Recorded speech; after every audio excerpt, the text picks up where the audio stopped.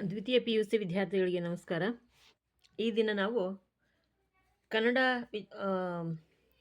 ಪಠ್ಯಕ್ಕೆ ಸಂಬಂಧಪಟ್ಟ ಹಾಗೆ 11ನೆಯ ಪದ್ಯ ಹತ್ತಿ ಚಿತ್ತ ಮತ್ತು ಅನ್ನುವಂಥದ್ದು ಟಿ ಯಲ್ಲಪ್ಪ ಅವರ ರಚನೆ. ಮೊದಲಿಗೆ ಕವಿಕೃತಿ ಪರಿಚಯವನ್ನು ನೋಡೋಣ. ಪ್ರೊಫೆಸರ್ ಟಿ ಯಲ್ಲಪ್ಪ ಅವರು 2/10/1970 ಜನಿಸ್ತಾರೆ.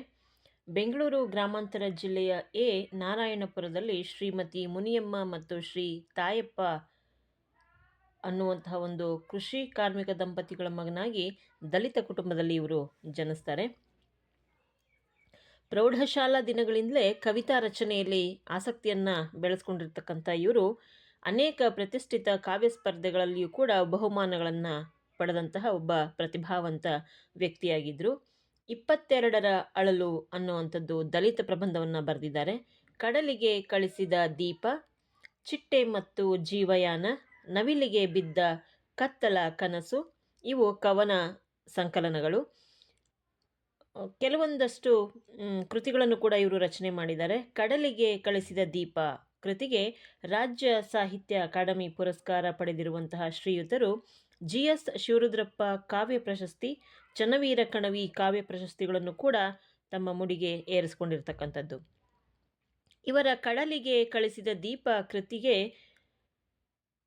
ಆಂಕ್ಲೆಟ್ಸ್ ಎಂಬ ಶೀರ್ಷಿಕೆಯಲ್ಲಿ ಇಂಗ್ಲಿಷ್ಗೆ ಭಾಷಾಂತರವನ್ನು ಕೂಡ ಪಡ್ಕೊಂಡಿರ್ತಕ್ಕಂಥದ್ದು. ಚಿಟ್ಟೆ ಮತ್ತು ಜೀವಯಾನ ಕೃತಿಗೆ ವೀಚಿ ಕಾವ್ಯ ಪುರಸ್ಕಾರ ಮತ್ತು ಹರಿಹರಶ್ರೀ ಕಾವ್ಯ ಪುರಸ್ಕಾರಗಳು ಕೂಡ ಲಭಿಸಿವೆ. ಪ್ರಸ್ತುತ ಇವರು ಬೆಂಗಳೂರಿನ KR ಪುರಂನ ಸರ್ಕಾರಿ ಪ್ರಥಮ ದರ್ಜೆ ಕಾಲೇಜಿನಲ್ಲಿ ಕನ್ನಡ ಸಹ ಪ್ರಾಧ್ಯಾಪಕರಾಗಿ ತಮ್ಮ ಕಾರ್ಯವನ್ನು ನಿರ್ವಹಿಸ್ತಾ ಇರ್ತಕ್ಕಂಥದ್ದನ್ನು ನಾವು ನೋಡಬಹುದು. ಈ ಒಂದು ಕವಿತೆಯಲ್ಲಿ ಹತ್ತಿ ಚಿತ್ತ ಮತ್ತು ಅನ್ನುವಂಥದ್ದನ್ನು ಆತ್ಮ ಮತ್ತು ಪರಮಾತ್ಮಗಳ ಅಸ್ತಿತ್ವವನ್ನು ಹತ್ತಿ ಮತ್ತು ಚಿತ್ತಗಳ ಮೂಲಕ ಸಾಂಕೇತಿಕವಾಗಿ ರಚಿಸುವಂತಹ ಒಂದು ಪ್ರಯತ್ನವನ್ನು ಮಾಡಿದ್ದಾರೆ. ಜೀವಾತ್ಮದ ಸಾರ್ಥಕತೆ ಇರುವುದು ತನ್ನ ಅಹಂಕಾರವನ್ನು ಸುಟ್ಟುಕೊಂಡು ಬೆಳಕನ್ನು ಮತ್ತು ಜ್ಞಾನವನ್ನು ಹೊಂದುವುದರಲ್ಲಿ ಇರುತ್ತೆ ಅನ್ನುವುದು ಇವರ ಒಂದು ಅಭಿಪ್ರಾಯ. ಇಲ್ಲಿ ಹತ್ತಿಯ ಬೀಜವು ದೀಪದ ಬೆಳಕಿಗೆ ಜೀವದ್ರವ್ಯವಾಗಿರುತ್ತೆ. ಹತ್ತಿಯು ತನ್ನನ್ನು ತಾನೇ ಸುಟ್ಟುಕೊಂಡು ಬೆಳಕನ್ನು ನೀಡಿ ಜಗದ ಕತ್ತಲನ್ನು ನೀಗುವುದಕ್ಕೆ ಪ್ರಯತ್ನವನ್ನು ಪಡ್ತಾ ಇರುತ್ತೆ. ಜೀವಾತ್ಮವೂ ಕೂಡ ಇದೇ ರೀತಿ ಕಾರ್ಯಪ್ರವೃತ್ತವಾಗಬೇಕು ಅನ್ನುವಂತಹ ಒಂದು ಆಶಯವನ್ನು ಈ ಒಂದು ಕವಿತೆಯ ಮೂಲಕ ಕವಿ ಇಲ್ಲಿ ವ್ಯಕ್ತಪಡಿಸ್ತಾ ಇದ್ದಾರೆ. ಹಾಗೆಯೇ ಸದ್ದಿಲ್ಲದೆ ದುಡಿದು ಲೋಕಕ್ಕೆ ದೊಡ್ಡ ಕೊಡುಗೆ ಅರಿವಿನ ಬೆಳಕನ್ನು ಕೊಟ್ಟು ಹೋದ ಸಾಧಕರ ಸಾರ್ಥಕ ಬದುಕನ್ನು ಕೂಡ ವಿಶಿಷ್ಟ ರೀತಿಯಲ್ಲಿ ಈ ಒಂದು ಕವಿತೆ ಪ್ರತಿಧ್ವನಿಸುತ್ತೆ ಅನ್ನುವುದು ಈ ಒಂದು ಕವಿತೆಯ ವೈಶಿಷ್ಟ್ಯತೆ ಅಂತ ಹೇಳಬಹುದು. ಇನ್ನು ಆಶಯ ಭಾವಕ್ಕೆ ಬರೋದಾದರೆ,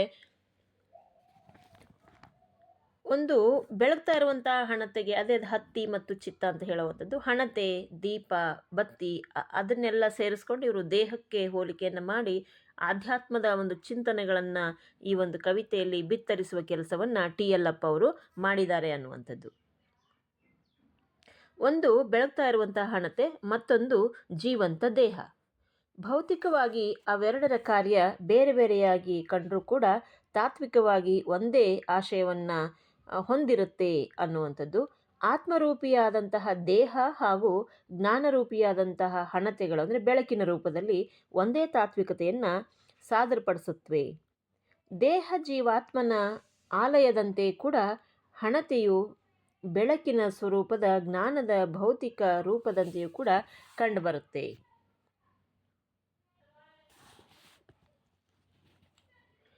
ಭೌತವಾದಿಗಳಿಗೆ ದೇಹವು ರಕ್ತ ಮಾಂಸಗಳಿಂದ ಕೂಡಿದ ಹಲವು ಅಂಗಾಂಗಗಳ ಸಮುಚ್ಚಯ ಮಾತ್ರ ಆಗಿದ್ದರೆ, ಈಶ್ವರವಾದಿಗಳಿಗೆ ಅದು ಆತ್ಮದ ಆಲಯದ ಹಾಗೆ ಕಂಡುಬರುತ್ತೆ.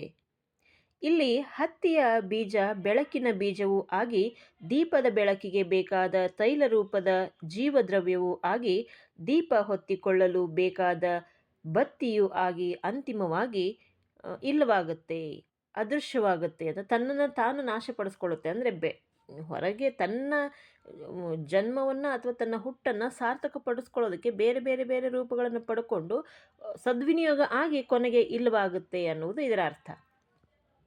ಆದರೆ ಅದು ಉಂಟು ಮಾಡಿದಂತಹ ಬೆಳಕು, ಬೆಳಕಿನ ಬೀಜ ಜಗದ ಕತ್ತಲನ್ನು ಸ್ವಲ್ಪವಾದರೂ ನೀಗುತ್ತದೆ.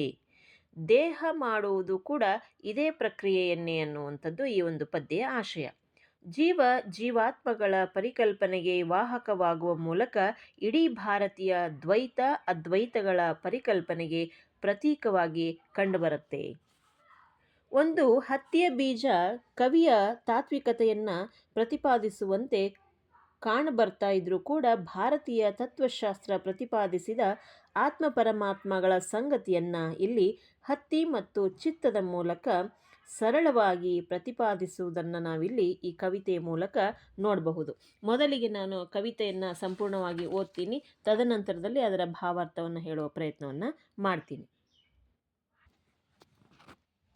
ಹಚ್ಚಿಟ್ಟ ಹಣತೆಯಲ್ಲಿ ಹೊಸೆದು ಬತ್ತಿಯಾಗಿರುವ ಹತ್ತಿ ಮಿಂದು ಮಡಿಯುಟ್ಟು ಭಕ್ತನಂತೆ ತೈಲದಲ್ಲಿ ಮುಳುಗಿ ತಮದ ಕತ್ತಲ ಸುಡುತ್ತ ಬೆಳಕ ಬಟ್ಟೆಯ ತೊಡುವ ಯೋಗಿಯಂತೆ ತನ್ನೊಡಲ ನೂಲಿನಲೆ ಜೇಡ ತನ್ನ ಜೀವಜಾಲದ ಕೇಡ ತಾನೇ ಬಗೆದು ಪ್ರಾಣ ನೀಗುವಂತೆ. ಹತ್ತಿಯ ಬೀಜದಂತೆ ಚಿತ್ತ ಹತ್ತಿ ಉರಿಯುವ ಬತ್ತಿಯಾಗಿ ಬತ್ತಿಯನ್ನೇ ಸುಡುವ ತೈಲವೂ ಆಗಿ ಹೊತ್ತಿ ಉರಿಯುವ ಬೆಳಕು ಆಗಿ ಮಾಗುವ ಜೀವದ ಪಯಣ ಸಾಗುತ್ತಿದೆ ಜಗದೊಳು ಸದ್ದಿಲ್ಲದೆ. ಇದ್ದುದಿದ್ದೇ ಇತ್ತು ನಿದ್ದೆ ತಿಳಿದೆದ್ದ ಮಗು ಅತ್ತದ್ದು ಹಾಲಿಗೋ ಅಮ್ಮನಿಗೋ ಅಮ್ಮನಿದ್ದು ಬಾಟಲಿನ ಹಾಲಿಗೆ ಬಾಯೊಡ್ಡುವ ಮಗುವ ಅನಾಥವೆಂಬ ಕರೆಯಲಾಗದ ಭಾವ ಇದ್ದು ಇಲ್ಲದಂತೆ ಸಂತೈಸುತ್ತಿದೆ ಇನ್ನು. ತೈಲ ತೀರಿದೆಯೆಂದು ತಿಳಿದೇ ತಿಳಿದೀತು ದೀಪ ಆರಿದ ಮೇಲೆ. ಆತ್ಮಕ್ಕೆ ಕಮಟು ಹತ್ತುವ ತನಕ ಬತ್ತಿ ಮುಗಿದಿದೆ ಎಂದು ತಿಳಿದುದಾದರೂ ಹೇಗೆ. ಎಣ್ಣೆ ತೀರಿರುವ ದೀಪಗಳಿಗೆ ಬತ್ತಿ ಹೊಸೆಯುವ ಕೆಲಸ ವ್ಯರ್ಥವೇನಲ್ಲ. ಹತ್ತಿಗೆ ಮೆತ್ತಿಕೊಂಡೇ ಇರುವ ಬೀಜಕ್ಕೆ ಬೆಣ್ಣೆಯಾಗುವ ಕರ್ಮ ತಪ್ಪಿದ್ದಲ್ಲ, ತಪ್ಪೂ ಅಲ್ಲ.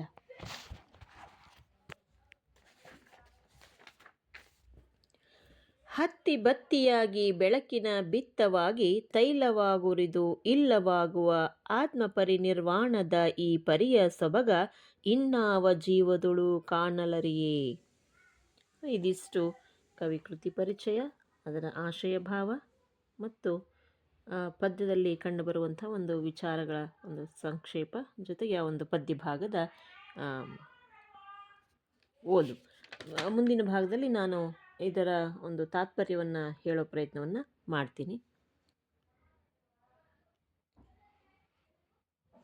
ನೋಡಿ ಸಾರಾಂಶ.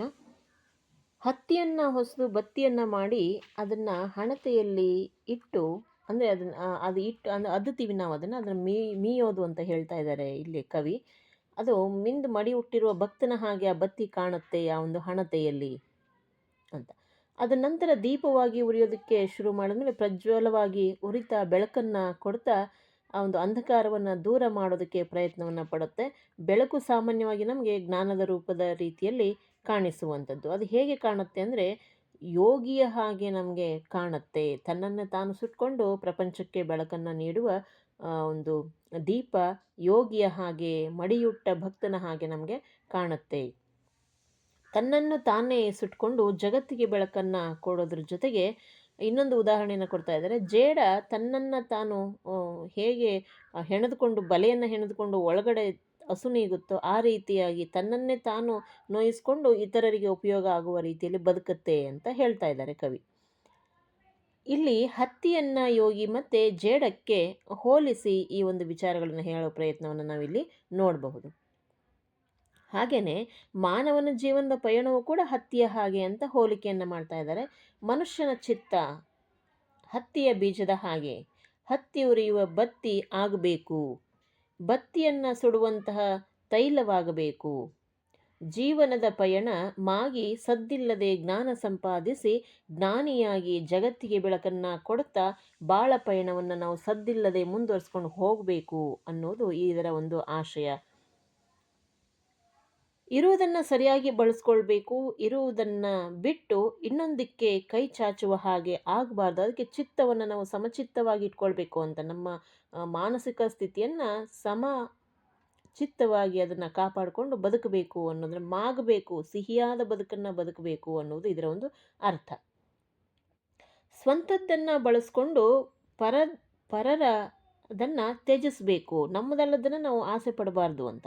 ನಿದ್ದೆಯಿಂದ ಎದ್ದ ಮಗು ಅಳುತ್ತಿರುವುದ ಅಮ್ಮನಿಗಾಗೋ ಅಥವಾ ಬಾಟಲಿಯ ಹಾಲಿಗೋ ಗೊತ್ತಾಗೋದಿಲ್ಲ. ಅಂದರೆ ಇವತ್ತಿನ ಕಾಲದ ಒಂದು ಸನ್ನಿವೇಶಗಳು ಹಾಗೇ ಇದೆ. ಒಂದು ವೇಳೆ ಅಮ್ಮ ಇದ್ದರೂ ಕೂಡ ಮಗುವಿಗೆ ಅಮ್ಮನಿಗಿಂತ ಬಾಟಲಿಯೇ ಆಪ್ಯಾಯಮಾನವಾಗಿ ಹತ್ತಿರವಾಗಿದೆಯಾ ಅನ್ನೋದನ್ನ ಇಲ್ಲಿ ಅನುಮಾನವನ್ನು ವ್ಯಕ್ತಪಡಿಸ್ತಾ ಇದ್ದಾರೆ ಕವಿಗಳು. ಯಾತಕ್ಕಾಗಿ ಹೇಳ್ತಾ ಇದೆ, ಅದು ಬಾಯಿ ಓಡ್ತಾ ಇರೋದು ಬಾಟ್ಲಿ ಹಾಲ್ಗ ಅಂತ. ಅಂದರೆ ಅನುಬಂಧಗಳು, ಸಂಬಂಧಗಳು ಅಷ್ಟರ ಮಟ್ಟಿಗೆ ಗೊತ್ತಾಗದೇ ಇರೋವಂಥ ಸ್ಥಿತಿಗೆ ಇವತ್ತು ನಾವು ಬಂದು ನಿಂತಿದ್ದೀವಿ ಅಂತ. ಬಾಯಿಗೆ ಒಡ್ಡುವಂಥದ್ದು ಆ ಮಗು ಅನಾಥ ಮಗು ಅಂತ ಹೇಳಿ ತಿಳಿಬೇಕು. ಈ ಎಲ್ಲವೂ ಕೂಡ ಇದ್ದರೂ ಇಲ್ಲದಂತೆ ಸಂತೈಸುವುದು ಸರಿಯಲ್ಲ ಅನ್ನೋದು ಇವರ ಭಾವ. ಅಂದರೆ ಜ್ಞಾನದ ತೃಷೆಯನ್ನು ನೀಗಿಸಿಕೊಳ್ಳಬೇಕು ಅಂತ ಅಂದರೆ ಇರುವುದನ್ನು ಸರಿಯಾಗಿ ಬಳಸ್ಕೊಳ್ಬೇಕು, ಇಲ್ಲದೇ ಕಡೆ ಆಸೆ ಪಡಬಾರ್ದು ಅಂತ. ಹಣತೆಯಲ್ಲಿ ತೈಲ ಇಲ್ಲದ ಕೂಡಲೇ ದೀಪ ಆರಿ ಹೋಗುವ ಹಾಗೆ ತೈಲ ಮುಗಿಯುವುದು ಕೂಡ ದೀಪ ಆರಿದ ಮೇಲೆ ತಿಳಿಯುತ್ತೆ. ಆತ್ಮನಾಶವಾಗಿ ಹೋಗುವ ತನಕ ಬತ್ತಿ ಮುಗಿದಿದೆ ಅಂತ ಹೇಳಿ ತಿಳಿಯುವುದಾದರೂ ಹೇಗೆ ಅಂತ.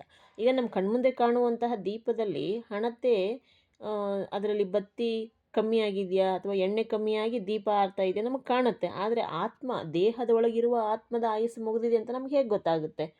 ಹೌದಲ್ಲ? ಅದು ಜ್ಞಾನದಿಂದ ನಾವು ಅದನ್ನು ಸರಿದೂಗಿಸ್ಕೊಂಡು ಹೋಗಬೇಕು ಅಂತ ಹೇಳುವಂಥದ್ದು. ಆತ್ಮ ನಾಶವಾಗುವುದು ಅಂತ ಹೇಳಿದ್ರೆ ಅಜ್ಞಾನ ಅನ್ನುವ ರೀತಿಯಲ್ಲಿ ಸ್ವಾರ್ಥ ಅಹಂಕಾರಗಳನ್ನು ಬೆಳೆಸಿಕೊಂಡ್ರೆ ಬೆಳಕು ಸಿಗೋದಿಲ್ಲ ಅನ್ನೋದು ಇವರ ಒಂದು ವಾದ. ಎಣ್ಣೆ ಮುಗಿದಿದೆ ಅಂತ ಹೇಳಿ ದೀಪಗಳಿಗೆ ಬತ್ತಿ ಹೊಸೆಯುವ ಕೆಲಸ ವ್ಯರ್ಥ ಆಗೋದಿಲ್ಲ.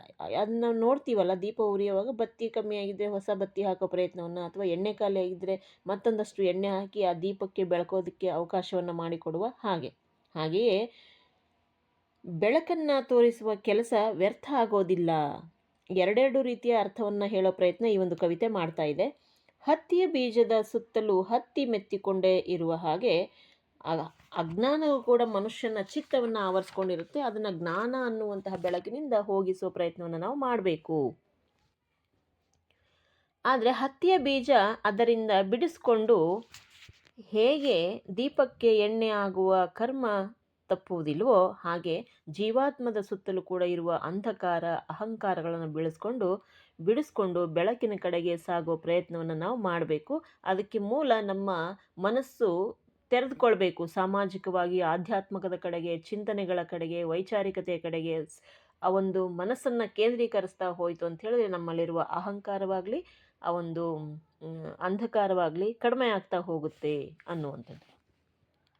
ಹತ್ತಿಯು ಬತ್ತಿಯಾಗಿ ಬೆಳಕಿನ ಬಿತ್ತವಾಗಿ ತಾನೇ ತೈಲವಾಗಿ ಉರಿದು ನಂತರ ಇಲ್ಲವಾಗುವ ಹಾಗೆ ಜೀವಾತ್ಮವು ಕೂಡ ಜ್ಞಾನದ ಬೆಳಕಾಗಿ ಬೆಳಕಿನ ಯೋಗಿಯಾಗಿ ಪರರಿಗೆ ದಾರಿ ತೋರುವನಾಗಿ ಕೊನೆಗೆ ಆತ್ಮ ಪರಮಾತ್ಮನಲ್ಲಿ ಲೀನವಾಗಬೇಕು. ಆತ್ಮವನ್ನು ಮೋಕ್ಷದ ಕಡೆಗೆ ಕೊಂಡೊಯ್ಯುವ ರೀತಿಯು ಯಾವ ಜೀವಿಯಲ್ಲಿಯೂ ಕೂಡ ಕಾಣಸಿಗೋದಿಲ್ಲ ಅನ್ನುವಂಥದ್ದನ್ನು ಕವಿಗಳು ಅತ್ಯಂತ ಅದ್ಭುತವಾಗಿ ಈ ಒಂದು ಕವಿತೆಯಲ್ಲಿ ಹೇಳೋ ಪ್ರಯತ್ನವನ್ನು ಮಾಡಿದ್ದಾರೆ. ಸೊ ಇದಿಷ್ಟು ಈ ಒಂದು ಪದ್ಯದ ಸಂಬಂಧಪಟ್ಟ ಹಾಗೆ ಸಾಹಿತ್ಯಿಕವಾಗಿ, ಕವಿಯ ವೈಯಕ್ತಿಕವಾಗಿ ಮತ್ತು ಆ ಪದ್ಯಕ್ಕೆ ಸಂಬಂಧಪಟ್ಟಂತಹ ತಾತ್ಪರ್ಯ ಇದಿಷ್ಟು. ಸೊ ಇಲ್ಲಿಗೆ ಈ ಒಂದು ಪದ್ಯದ ಮುಕ್ತಾಯ. ಧನ್ಯವಾದಗಳು.